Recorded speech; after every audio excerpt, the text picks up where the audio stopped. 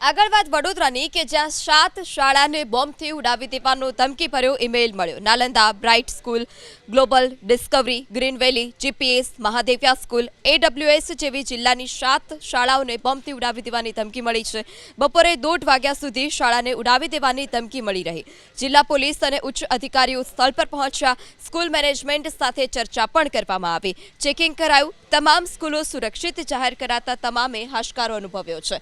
Cyber crime અને એસઓજીએ ઈમેલથી ધમકી મોકલનાર હેકરની તપાસ શરૂ કરી છે।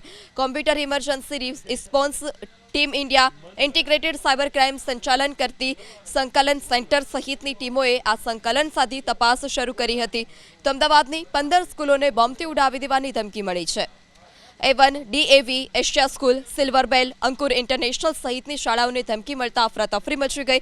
વાલીઓને તાત્કાલિક બાળકોને શાળાએથી લઈ જવા માટે પણ કહેવામાં આવ્યું હતું। બોમ્બ અને ડોગસ્ક્વોડ સહિતની ટીમોએ શાળામાં તપાસ કરી। એક પણ શાળામાં વાંધાજનક કોઈ પણ વસ્તુ નથી મળી આવી, પરંતુ વારંવાર આ પ્રકારે શાળાને ધમકી આપી પરેશાન જે લોકો કરી રહ્યા છે તેમના વિરુદ્ધ કડક કાર્યવાહી કરવા પણ આદેશ કરવામાં આવ્યા છે। હેકરોની શોધખોળ ચાલી રહી છે। રાજ્યના શિક્ષણ મંત્રીએ પણ પ્રતિક્રિયા આપી કે સરકાર બોમ્બ થ્રેટને લઈ ગંભીર છે અને તપાસ ચાલી રહી છે।